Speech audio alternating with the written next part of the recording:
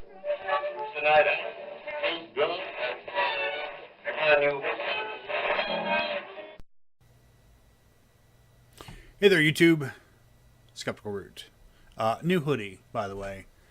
Came in Amazon today. It's black instead of brown. The brown one was wearing out. So, I mentioned in the last thing I had to order a new hoodie, and it's like $20, something like that.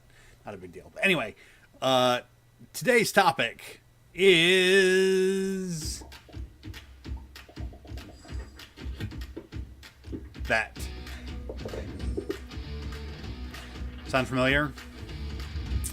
You've probably seen a video or two about it at this point, but stop it there. Okay, YouTube Heroes. Yes, YouTube Heroes. The program which has many a YouTuber up in arms and freaking out. Possibly for good reason, probably not. But I want to talk about my take on it and where I'm coming from. So I've seen a lot of videos. I've seen a couple videos from probably Armored Skeptic. I can't even think of how many. He was the last one I saw. I can't even think of how many. I've seen Chris Raygun, a couple others that have done videos on focusing on tier 3 of the YouTube Heroes program, and how I don't think the tier 3 is necessarily their big problem. Now, I will say that there are different tiers in the YouTube Heroes program. In case you haven't watched it, I will include a link to the video down in the description, which is horribly downvoted, with, as of this current viewing, 2,173,527 views. Okay, 2 million views. There are 17,673 likes and 656,780 dislikes. That's incredible, the difference. That's in the 90th percentile for dislikes to likes.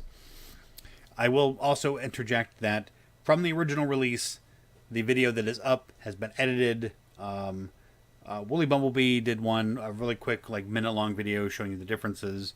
Armored Skeptic, I believe, had it in his video as well, showing you that they changed the slides. Re-uploaded the same link so that everything stays the same. There's no comments permitted on the video, but likes and dislikes are being shown. And I was willing to accept this is a horrible thing for being able to flag content and things like that, for community guidelines purposes. But I'm not going to talk about. Well, I am going to talk about that. I'll do real quick. I don't think that when they talk about flagging videos for content, that a YouTube hero would be able to take down a channel. I don't think that is YouTube's intention. I do want to say that I think that flagging videos will probably be required to even, in almost all cases, they'll have to be reviewed by somebody at YouTube to find out if they violate, terms of service. So I don't think that we need to necessarily worry about that and flagging wars and all that kind of stuff. It could certainly make people at YouTube busier. People flagging videos for content and things like that. I think they also recently changed the amount of strikes you can have in order to get taken down. It might be up to 5 now. Maybe it's 4. I don't remember. It could be 3. I think that from this type of flagging, maybe they'll change the system. I don't know. But I don't think that's their purpose. I've gone on for 4 minutes now. Their purpose, I believe, is for captioning. I say this because Chris Raygun tweeted out the other day, yesterday I believe, a screen cap basically to Twitter saying basically, what is this? He received a notice from YouTube about captioning one of his videos and how I believe he had turned captioning off. And he got a notice saying, hey, we think that this video should be captioned. Please explain to us why it shouldn't be, or turn captioning back on. And I think that captioning is the key here, which is why captioning at the base level of YouTube Heroes, level 1, is about adding captions or subtitles to videos. And the reason I think this is because of the letter that Chris Ray Gun received. And this is a checkbox in your video settings. You can go and check and uncheck. And if you turn off captioning, then I'm sure what will happen is you will get a letter yourself about a particular video saying, "Hey, we need to have captioning turned on." I believe this is shadowing a future move at YouTube and trying to gain perhaps more mainstream or broad-based acceptance, I'll say. And I think that goes back to the tightening down of the rules for monetization, because I want to say that they're trying to bring them more in line with what is considered standard FCC regulations on broadcast media. You know what else is required by broadcast media? Captions. Closed captions. And that's tier 1. When you have... They draw in a building, but really... because they want everyone to think that they're going to get into the program and they're going to move up the ranks. But really, it's always a pyramid, which is why tier 5 gives you access to people at YouTube directly. Or tier 4, actually, I think you get you access to people directly at YouTube. But there's a lot of stuff you got to do in the meantime, such as add captions or subtitles to video. That is stage 1, adding captions or subtitles to videos. Stage 2 gets you into the community where you can share your knowledge with others. Is that stage 2 or is that still stage 1? Stage 2 gets you access to the hero dashboard. Nope, that's all stage 1 still. Sorry. Level 2, continue your training. I'm flipping through this here. I don't feel like sitting here and playing the whole video. I'd rather talk to you than listen to the video that you're probably going to watch. It's a minute and 29 seconds long, which, like I said, will be in the description. Stage 2 gets you up to take part in hero video chats, and level 3 lets you unlock super tools such as mass flag videos. Of all of the people that are going to... it'll also help you moderate content in the YouTube Heroes community. So this is the stuff within the community. You can say, hey, you know, this isn't cool, this is cool, this is okay, here's some advice. But that's stage 3. By the time you're up to stage 3, there's going to be a significant narrowing of the number of people that have made it this far.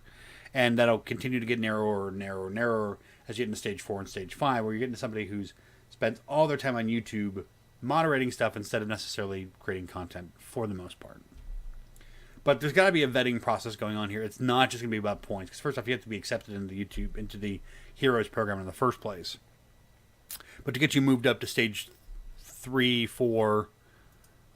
stage 4 lets you go behind the scenes, get you a sneak peek at new products, contact YouTube staff directly, and access level 5.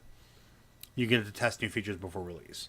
So they're going to have a very elite group of beta testers, and this is probably for the YouTube Heroes program. You get to test these new features, not necessarily just for YouTube.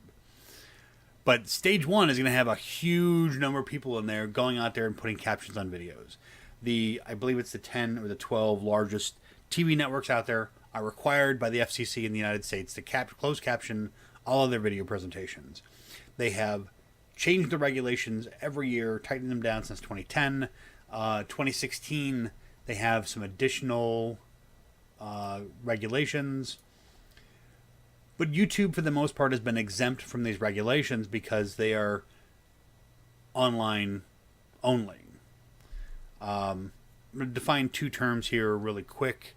I want to get my official definitions here from new captioning rules. So there are basically 2 parties involved in captioning. And I want to say that, for the most part, YouTube really falls under both of them. There are video programmers, and which are... how do they define these here according to Tom Wheeler? Video programmers will now provide annual certification directly to the FCC instead of VPDs. VPDs being the video program distributors, which would be like YouTube. But video programmers would also be, in this case, probably considered YouTube, since they are producing the content for the internet. As content creators, we are creating the content and basically giving it to YouTube to put up for us. But I think that at the end of the day, it all comes down to YouTube having this requirement for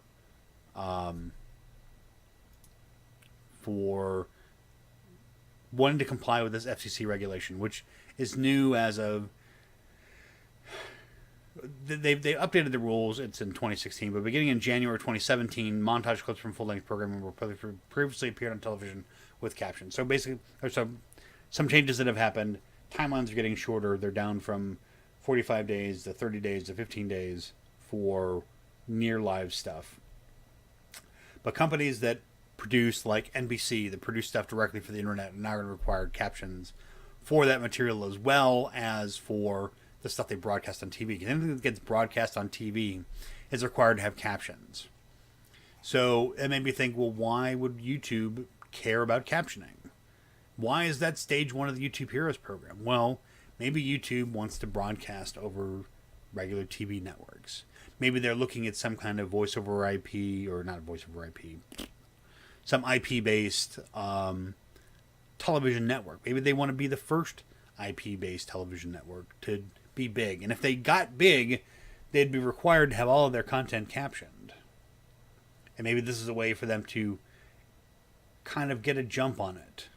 To get started with, especially the larger channels that have lots of viewers, that have lots of people who are going to want to get out there and caption their material to get it put out there so that you can watch PewDiePie on cable channel 115 or something like that. This could be in the works. Because the captioning is stage one. It's going to have the most number of people involved in it. If you want to be a YouTube hero and get accepted in the program, you can caption your own stuff probably, and it would probably count as points towards moving up the Heroes program. Just saying. I don't know. But really this comes down to captioning, which is why it's in phase one. And I think that is the real crux of the issue here with regards to what they're trying to do. I don't think that it's necessarily, about flagging stuff. Because what they're talking about, when they're talking about flagging, and I think the reason they updated their video content for this was to be more specific. They may have internal jargon that they use when they talk about flagging videos. When we, as content creators, think about flagging, we think about DMCAs.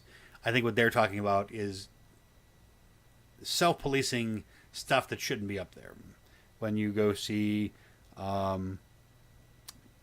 Star Wars Episode 7 on YouTube, that needs to get yanked, and right now they either have people or they have algorithms looking for that type of stuff. If they find a channel that has 3 of these things, they've got, let's say they have the 6 Star Wars movies, on their channel. That's the only thing that they've ever posted is the 6 Star Wars movies.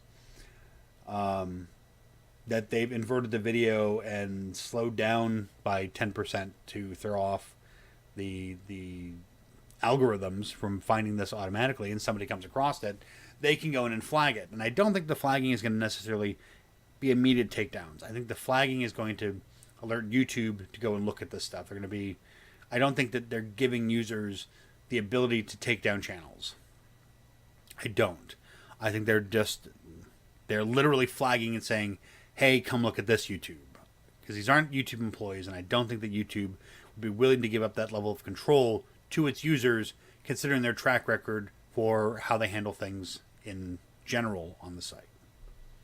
So that's my take on it. The very few people who are really going to be dedicated to this may get up to a point where,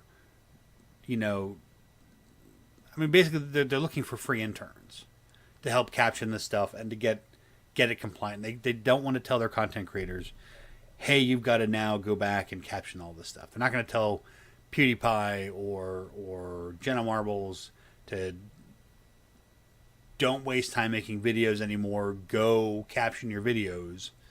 Considering some of these guys do it for hours and hours a day, they're going to run into trouble.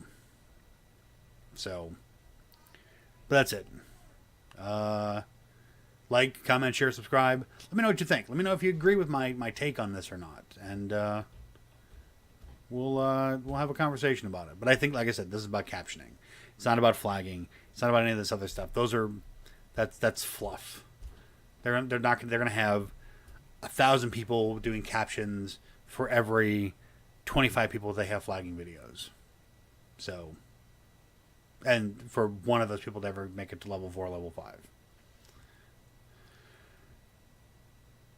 Yeah, like, comment, share, subscribe. I already said that, so now I'm rambling. Goodbye and hello, as always. If it doesn't,